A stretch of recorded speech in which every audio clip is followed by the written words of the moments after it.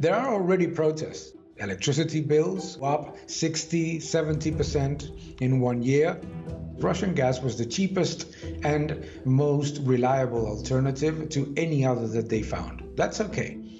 But you cannot solve that puzzle by limiting and banning nuclear and natural gas development, etc., etc., etc. So we're paying up to 10 times for natural gas that's coming from the United States. It is truly lunacy. They don't want to recognize that the European Union has committed very serious mistakes in its energy policy. The rise of populism and the rise of discontent within the European Union is very evident. Good evening. Welcome to NTD's Fresh Look America. I'm Paul Graney. Joining us to discuss Europe's severe energy crisis is one of Europe's most influential economists and money managers, Daniel Lacalle.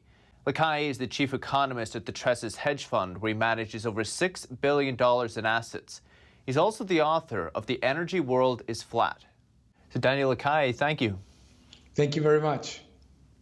Daniel, from speaking with friends and family, perhaps even businesses there in Europe, how serious is the energy situation? It is truly serious because it's not easy to solve what has been damaged for decades. The problem of the European energy crisis has been created with a series of missteps and massive intervention for many, many years. And you cannot solve a situation that was created by political intervention and political design in very little time. What is called the dependency on Russian gas was politically designed. Have to remember that only 15 years ago, the European Union produced more natural gas than what Russia exported, and that reverted because of political decisions, banning production, putting curbs to different types of developments, etc. Same with the closing of nuclear plants. So it's very, very difficult. Now, it is virtually impossible to solve in a couple of months, and certainly it will take a very long time before anything is truly done to revert the problem. So are we seeing people aren't able to pay their bills? Are we seeing businesses closing? How's the situation on the ground? If you look at, for example, the business and consumer confidence figures, they're already reflecting what a difficult situation it is. In the case of European households, we have seen electricity bills go up 60-70% in 1 year. In some cases, for businesses, the increase in prices has been twofold, in some cases threefold, because energy-intensive businesses, small shops, hairdressers, all these types of business have huge problems to pay their bills. So it's massively affecting the lower income families, and it's certainly creating a very big problem for businesses that, although they may have seen some improvement in sales because of the recovery, are making losses because of energy costs. Of course, if those small businesses go out of business, we have even higher unemployment rates. It affects households as a knock-on effect. Are you expecting to see that wave of bankruptcies, for example? Certainly. So far, it doesn't look too aggressive because in the European Union, you have seen a very large public incentive program and also numerous subsidies helping some of the businesses to overcome the situation. But it's inevitable because it's not even a question of having higher access to credit or a little bit more subsidies here and there. It's that the increase in household and business bills are so huge that many of these businesses simply cannot survive even if they get a loan, because it's not a question of access to credit, it's a question of solvency. How serious do you expect it to get? I think it will get to a very serious level. So I would even call it dramatic, for a very simple reason, is that to start with, the European recovery was significantly slower than what we had seen, for example, in the United States. And at the same time, household and businesses' costs, both for natural gas and power, were significantly higher than those of the United States. Twice as expensive, in fact, because of the chain of taxes built upon them, plus the cost of CO2 permits, etc. Now, the situation is truly dramatic, because it's not like we come from a period of cheap prices, like in the United States, and prices are rising. It's that we come from a period of hugely expensive prices, and prices are rising faster than in the United States. So it's adding fire to an already very dangerous situation. So basically, we have this energy crisis in the midst of a record-setting inflation crisis almost for Europe. You mentioned an interesting thing earlier, Daniel. You said the government perhaps would give subsidies, but where's the money for these subsidies coming from? I assume it's being printed up, right? That is the problem. The problem is that you cannot solve an inflation situation with inflationary measures. More importantly, you cannot solve the problem of energy bills that are filled. Up to 70% of a household in Germany is subsidies and taxes that have absolutely nothing to do with energy consumption. 70 to 75% of the electricity bill of households in European countries are taxes, surcharges, regulated costs, etc. So you cannot basically give a small subsidy and try to solve a situation that was already extremely problematic beforehand. So, as you very well say, they're going to give subsidies with newly printed money, which generates a weaker euro. Then the European Union imports energy from the rest of the world at much higher prices, because obviously they have to buy dollars and sell euros. So it's a truly difficult situation.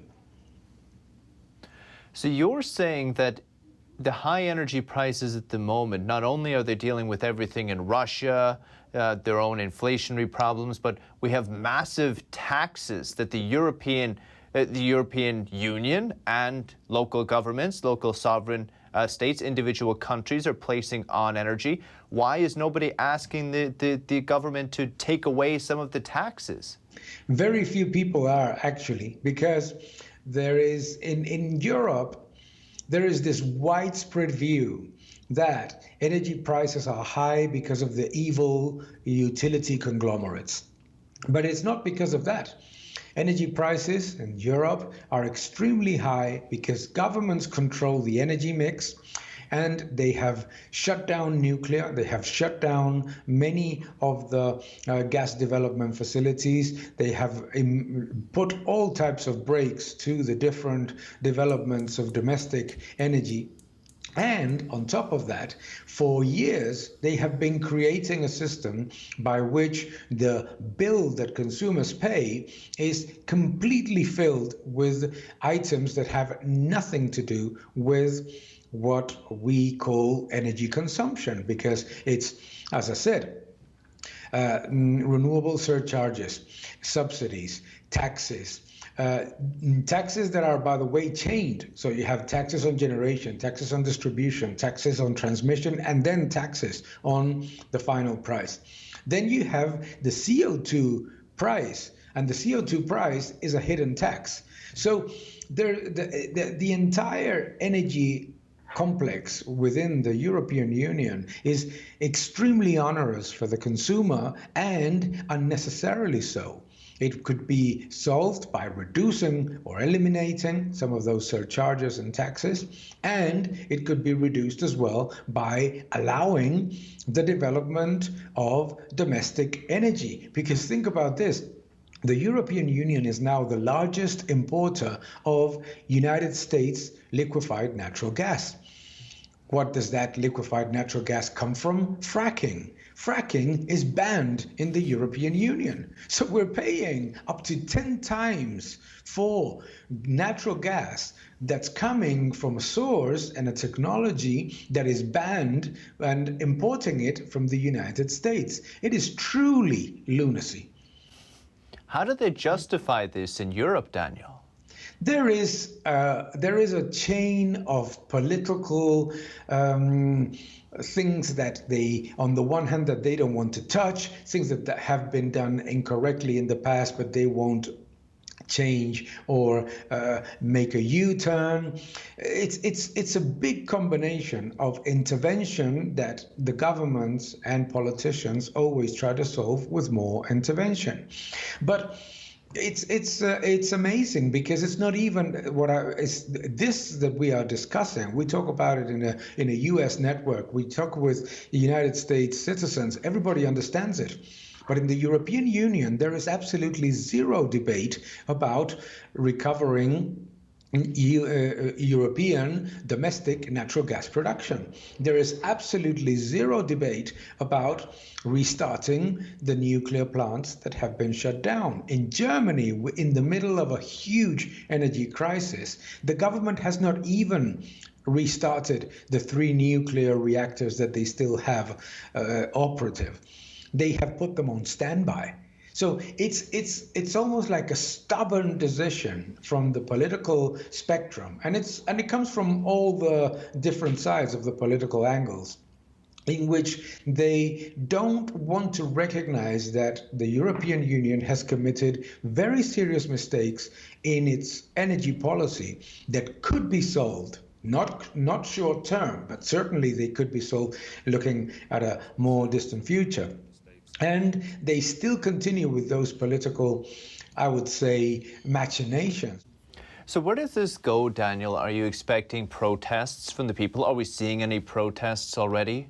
There are already protests. There are already protests about the increase in energy bills and the lack of serious political response. But what truly worries me is that there's not a real debate in the political landscape by which the main political parties sit together and say, look, we made this energy transition program that was not well designed. Let's change the things that are wrong, and let's put some measures to reduce in the midterm and in the long term the dependency from Russian gas and the high cost of energy. But there's no debate about it. For example, I find it amazing that in the middle of an energy crisis with bills multiplying by 2 and 3 times, nobody is saying, why don't we pause the CO2 permit scheme by which governments collect about 22 billion euros, almost $22 billion of taxes, and use at least those revenues to reduce the bill of households, or at least stop the system so that at least the power price comes down, because that cost is added to the power price, no? The same with taxes. In Germany, there is absolutely no debate about doing something about cutting the 75% of the household bill that comes from taxes and subsidies. The entire debate is whether they have to intervene the so-called liberalized generation market, which is the remaining 25%, which is not even liberalized because it has the CO2 cost that I mentioned, and because the government decides the energy mix. So it's almost like the political world does not even want to acknowledge the mistakes of the past, correct them, and make it easier. They think it's a winter problem, but it's a long-term problem. Back to your point about how there doesn't seem to be much debate or much opposition to the path Europe is walking. We see in Italy just now a new prime minister come in. She doesn't seem to perhaps toe the line of the European Union. We see the European Union saying they may have tools to kind of combat some of her new policies. Do you expect more of this kind of quote-unquote populism to come about in Europe because of this issue? I think it's rising, and I think that the rise of populism and the rise of discontent within the European Union is very evident. Politicians in the major parties don't want to acknowledge it. They say that it's, that these are fringe parties, but in France, Marine Le Pen almost won the elections. In Italy, the populist right has won the elections. In so many different countries, we recently saw it also in Sweden, in other areas.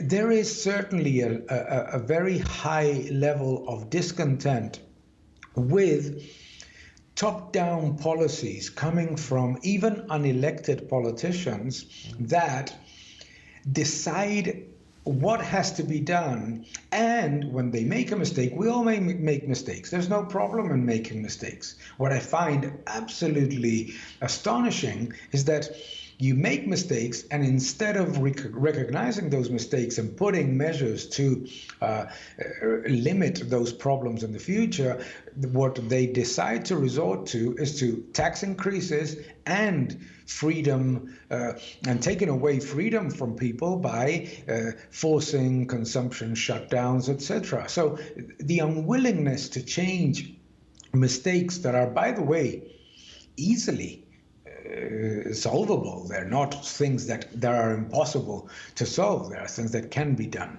So I think that is very, very dangerous, because by misanalyzing the rise of populism as some sort of, people don't know how to vote. They're not listening to the people that really know. You end up missing the reality of a European Union that is truly suffering from these measures in energy and in other things like immigration. But not understanding the discontent is not something is something that is truly dangerous, in my opinion. Do you worry about the future of the European Union as an institution? I worry because instead of recognizing that there have been some mistakes, listening to people and saying, okay, maybe creating a system that is designed to make power and natural gas bills more expensive no matter what happens with commodity prices is not a good idea. Because let's remember that household bills of natural gas and in electricity in Europe were rising even when commodities were coming down. So it's not just a problem of today. So all these things, not paying attention to the concerns about immigration, not paying attention to the real wage loss coming from inflation, not paying attention to the loss of purchasing power that the average citizen is living, all these things generate the seeds of not just populism, but somebody coming up with the magic idea that breaking the European Union would solve it all, which is obviously not true in any case. No, so I'm truly worried. Yes, I am. You feel that the leaders there, Daniel, they're not listening to these concerns that you just listed at all. They're not addressing them at all, even in the rhetoric? I don't think that they are. I think that when they see in France that Le Pen was almost the president, the prime minister, they disregard it because they managed to, in the second round, see that Macron continued to be the prime minister. In Italy, they disregard the vote that had just happened, saying that the turnout was lower than usual. But the turnout being lower than usual is also a sign of discontent. that you have low turnout and that you manage to get the prime minister that is perceived as more mainstream is not a sign of lowering discontent or that everything is fine. It's actually a sign of concern.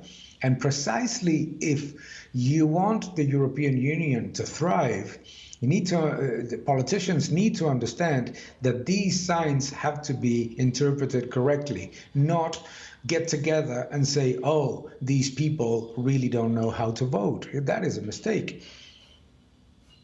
So what are the leaders there focused on instead? Well, in Europe, there is a very clear sort of view from the European Union main political parties, which is that energy transition and climate policies are the flagship of the European Union.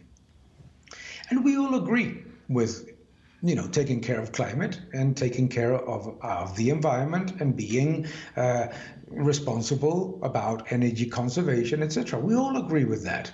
What we don't agree is with the idea that the whole policy has to be built on nothing can change and consumers have to suffer regardless.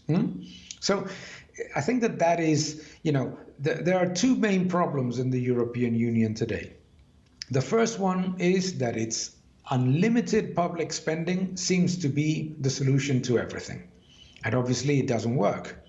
The second is that the energy transition that has been designed from the political elites needs to be preserved at any cost, and that everything else is expendable.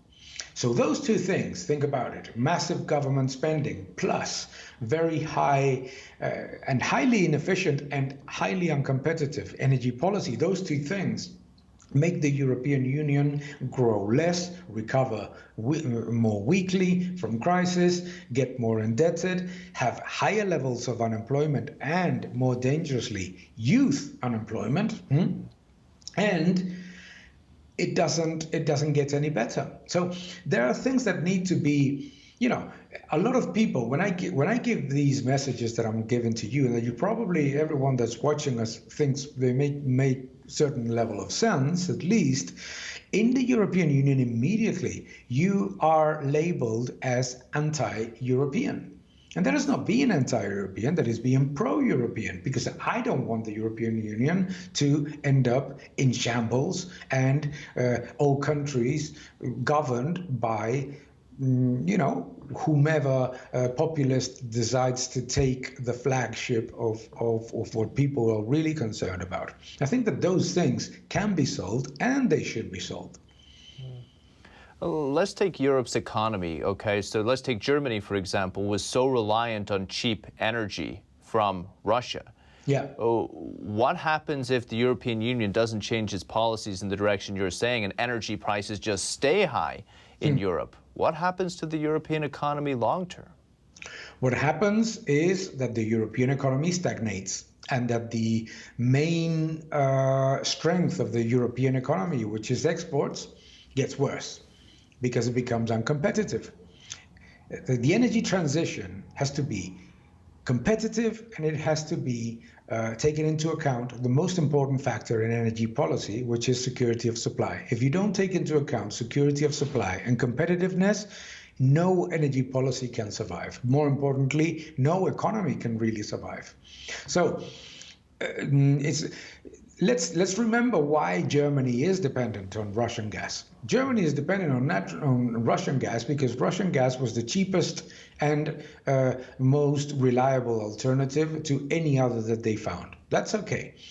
But you cannot solve that puzzle by limiting and banning nuclear and natural gas development, etc., etc., etc. So ultimately, if Germany and the European Union are doomed to consistently have more expensive energy, labor, and overall costs, deindustrialization of Europe is almost inevitable. And deindustrialization in a European Union that is very far away in the technology battle from China and the United States is very negative, because that's the other problem. On the one hand, you lose the manufacturing side of the economy, you become uncompetitive, and you don't have the technology muscle that the other two large economic areas have. Just incredible. I think some big lessons for the rest of the world. Daniel Lacalle, we appreciate it. Thank you, Daniel. Thank you very much.